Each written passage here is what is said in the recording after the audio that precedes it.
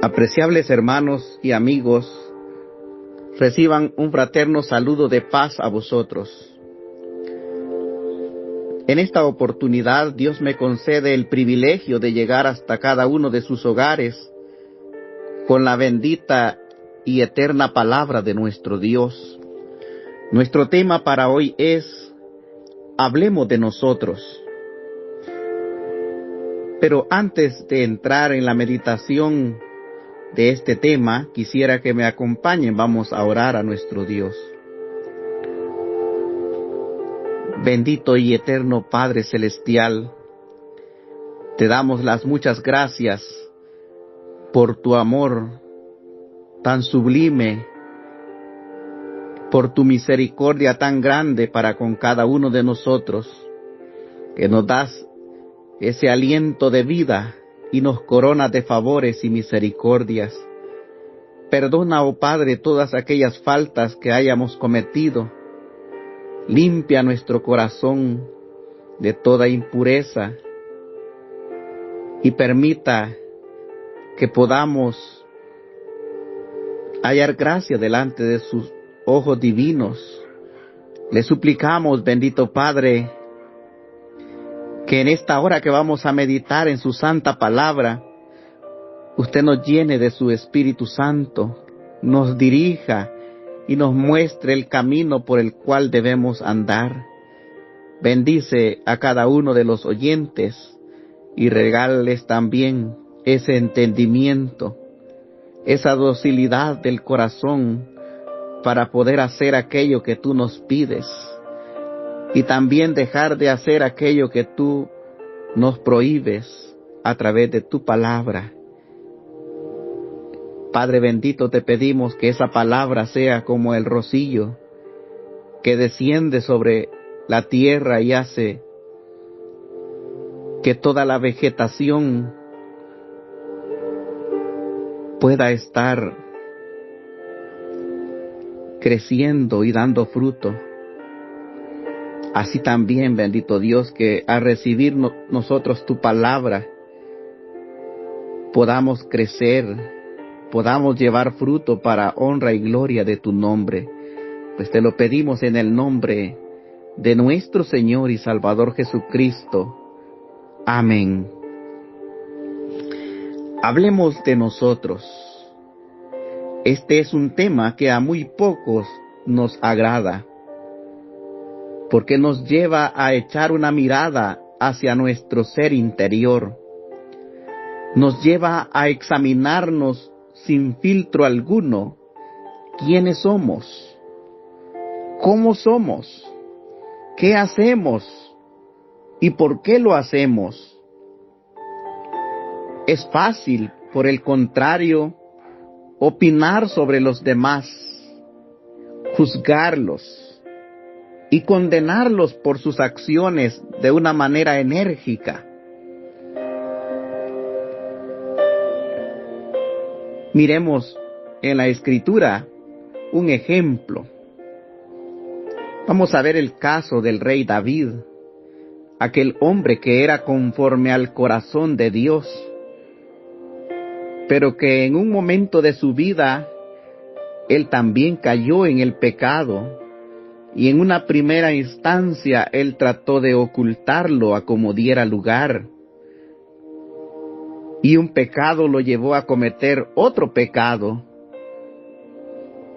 Pero tenía que salir a la luz la verdad. Vamos a leer el segundo libro de Samuel, capítulo 12, versículo del 1 al 9, el cual dice: Jehová envió a Natán a David, y viniendo a él le dijo: había 2 hombres en una ciudad, el uno rico y el otro pobre.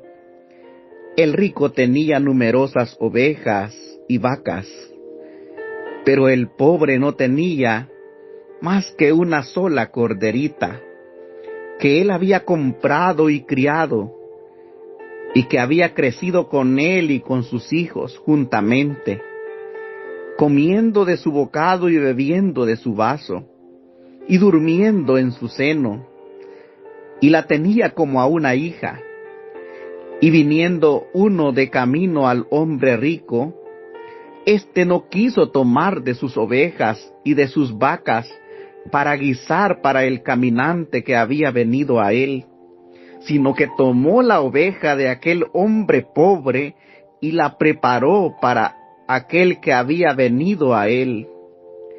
Entonces se encendió el furor de David en gran manera contra aquel hombre y dijo a Natán: vive Jehová que el que tal hizo es digno de muerte, y debe pagar la cordera con 4 tantos, porque hizo tal cosa y no tuvo misericordia. Entonces dijo Natán a David: tú eres aquel hombre. Así ha dicho Jehová, Dios de Israel: yo te ungí por rey sobre Israel, te libré de la mano de Saúl, y te di la casa de tu señor, y las mujeres de tu señor en tu seno. Además te di la casa de Israel y de Judá. Y si esto fuera poco, te habría añadido mucho más. ¿Por qué pues tuviste en poco la palabra de Jehová, haciendo lo malo delante de sus ojos? A Urías Eteo heriste a espada, y tomaste por mujer a su mujer, y a él lo mataste con la espada de los hijos de Amón. Fue fácil para David emitir un juicio condenatorio contra aquel hombre rico de la historia que contaba Natán, porque muchas veces cuando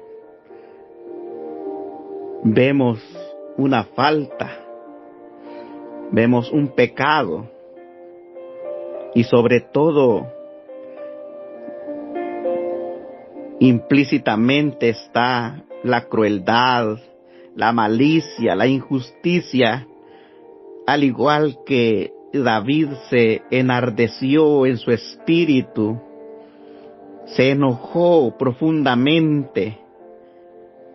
Así nosotros, al ver el mal, el pecado en el hermano, en el prójimo, en el que está a nuestro lado, nosotros no dudamos, no vacilamos en condenarlo de una manera tajante. Qué sorpresa tan grande se llevó David, saber que aquel hombre injusto, cruel y malvado era él, que abusando de su cargo, de su puesto, de su posición que Dios le había dado como rey de Israel, él había arrebatado la mujer a su prójimo, había quebrantado el mandamiento: no codiciarás la mujer de tu prójimo. Y en el afán de estar con esta mujer, perpetra el pecado del adulterio, y esto lo lleva al asesinato. ¿Cuántos pecados acumulados cometió?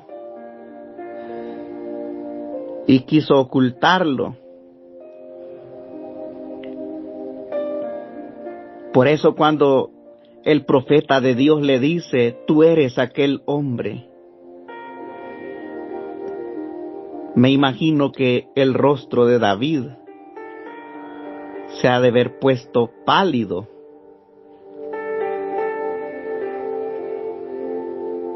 Seguramente hubiese sido más flexible si desde el inicio de la historia hubiese sabido que esto lo implicaba, que este asunto se trataba de él.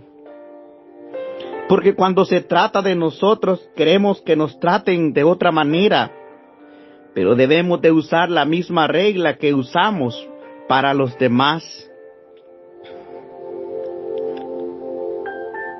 es necesario examinarnos a nosotros mismos, echar una mirada a cómo está nuestra relación con nuestro Dios. Veamos lo que nos dice Proverbios capítulo 11, versículo 12. El que carece de entendimiento menosprecia a su prójimo, mas el hombre prudente calla. Este proverbio nos da claridad tocante al menosprecio que algunas veces llegamos a sentir entre nosotros. La expresión carece de entendimiento es un modismo para hacer referencia coloquialmente a alguien que no tiene corazón, basado en la visión hebrea que el corazón es el lugar donde se asienta el conocimiento, la inteligencia, las decisiones, las emociones y los sentimientos buenos y malos. Por tanto, el proverbio apunta a una realidad muy reveladora en una situación de ofensa, pues quien realiza tal acto de menosprecio o desdeño hacia su prójimo, lo hace a sí mismo, pues manifiesta cómo él se siente. El desprecio y el desdén mostrado es parte del vacío que hay en nosotros. Es parte de las heridas, del padecimiento, de ideas mal infundadas. Y no solo es falto de corazón o de conciencia, sino también es falto de la presencia de Dios. Este proverbio nos permite entender la importancia de buscar anhelantemente la presencia de nuestro Creador cada día, en oración, aprendiendo a conocerlo a través de su palabra. De esta forma no tendremos un corazón vacío ni estaremos faltos de corazón. Al analizarnos a nosotros mismos, nos permitirá entender el porqué de nuestras acciones a la luz de la palabra. Y tomaremos responsabilidad de aquello en que nos hace falta crecer, en aquello en lo cual nosotros tenemos desventaja. Seremos sinceros en reconocer que no estamos dando la medida que Dios quiere, que no estamos llevando a cabo las acciones que deberíamos hacer. No estamos llevando ese fruto para la honra de nuestro Dios.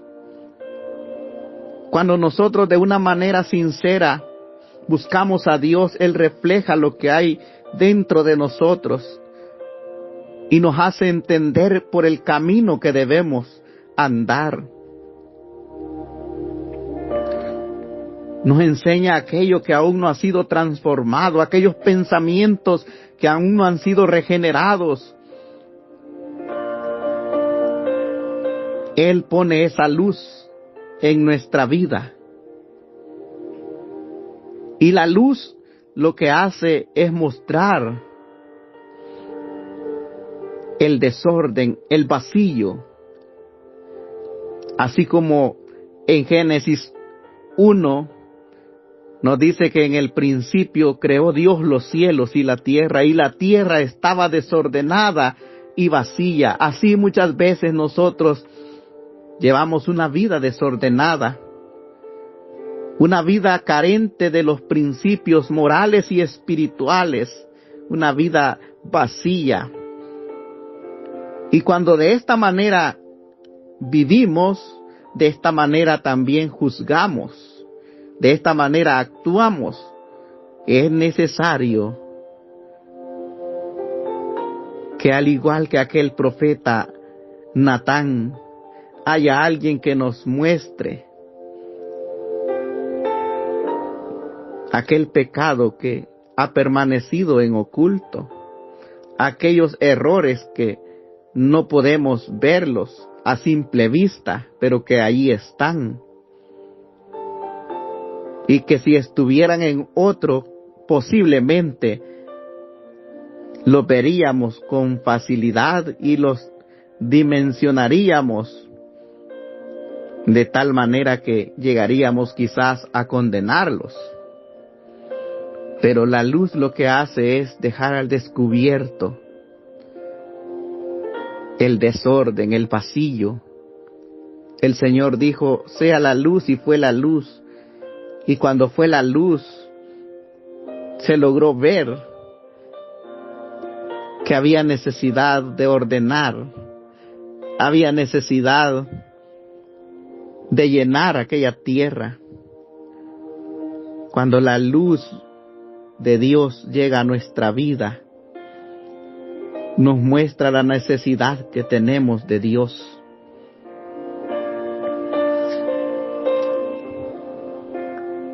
Es necesario que nosotros también seamos prudentes. El proverbio que leíamos dice que el que carece de entendimiento menosprecia al prójimo, mas el hombre prudente calla. Primero analicemos qué tipo de palabras vamos a pronunciar, si lo que vamos a decir es bueno, edificante, lleno de amor, si esa palabra restaurará un alma o perjudicará a nuestro prójimo. Miremos hacia nosotros mismos antes de dar alguna opinión de alguien. Recordemos siempre las palabras de nuestro Señor Jesús. ¿Por qué miras la paja en el ojo de tu hermano y no echas de ver la viga que está en tu propio ojo? Vemos con claridad las faltas pequeñas de otros. Jesús dice,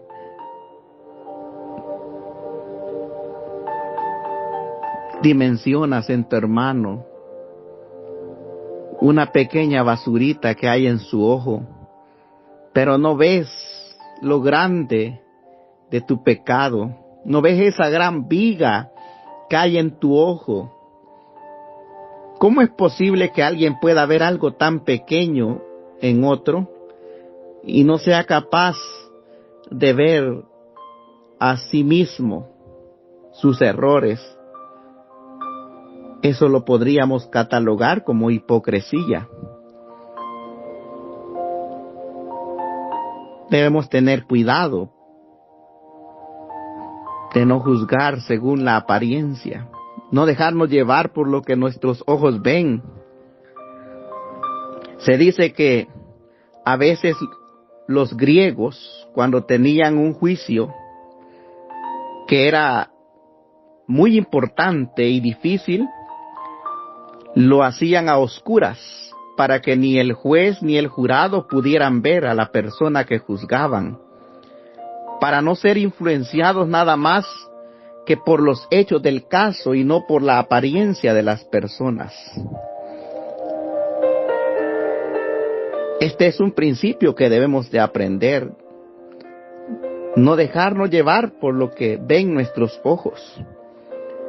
En primer libro de Samuel 16:7 dice, y Jehová respondió a Samuel, no mires a su parecer ni a lo grande de su estatura, porque yo lo desecho.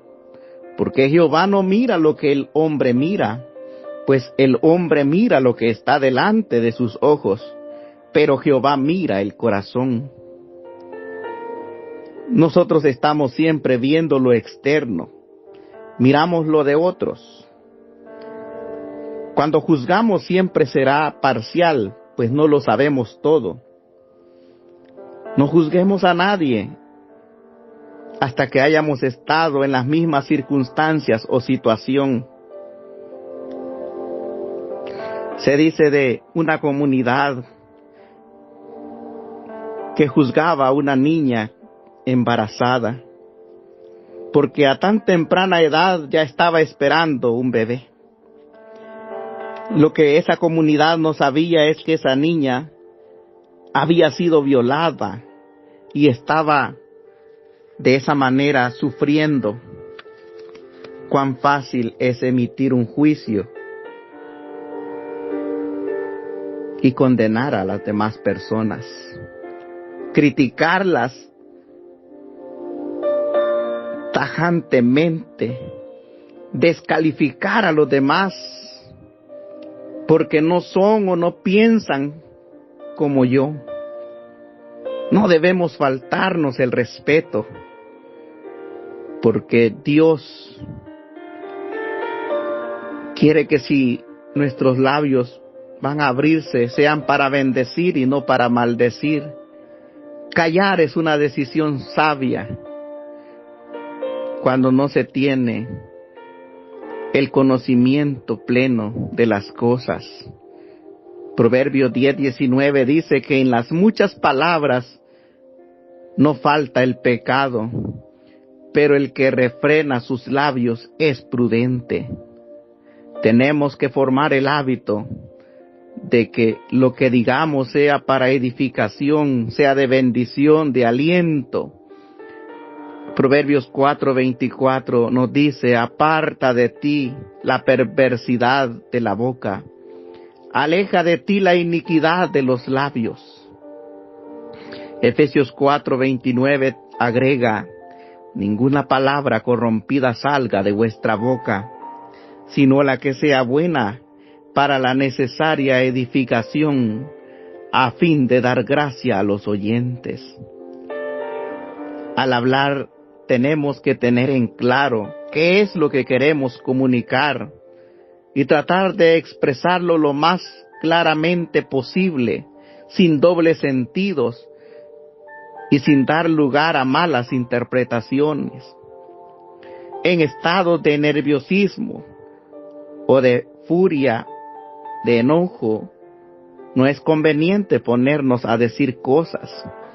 Es preferiblemente quedarnos callados, hacer una pausa, tomarnos un tiempo para pensar las cosas y después hablar.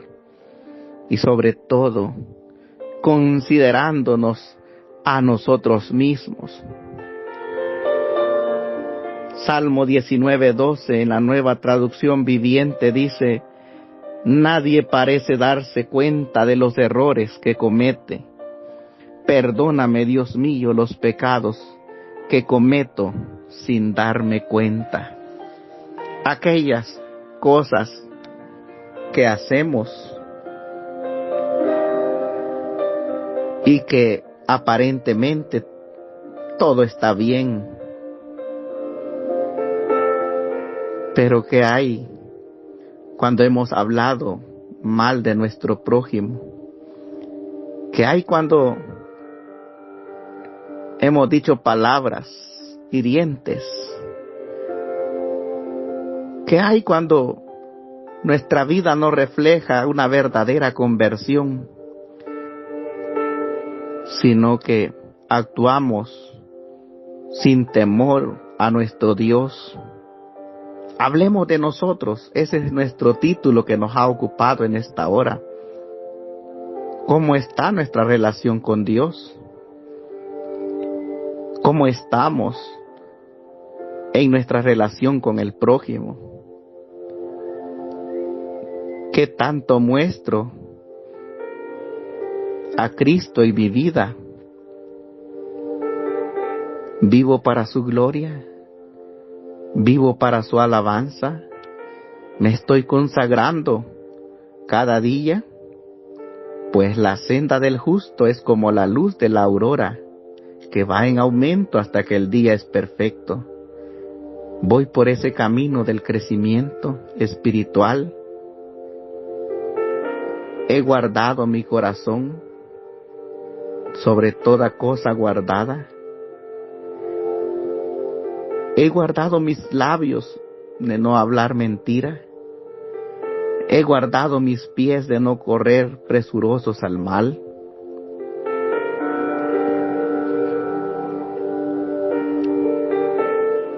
O he menospreciado a mi hermano, lo he descalificado en esta sociedad es común poner tropiezo a aquel que prospera,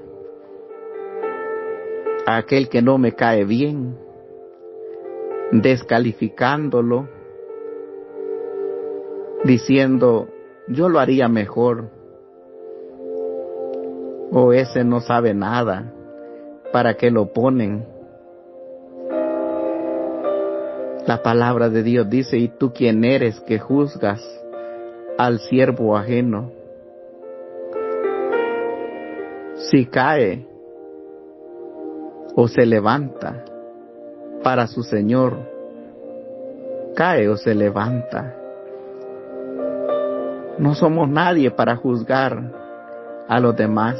En lugar de eso, ayudemos al caído con espíritu de mansedumbre, considerándonos a nosotros mismos, pues la palabra de Dios claramente nos dice, el que piense estar firme, mire y no caiga. Echemos una mirada a nuestra vida, y cuando nuestra obediencia esté cumplida, podremos ayudar a nuestro hermano. Seremos capaces de poder corregir las faltas en otro.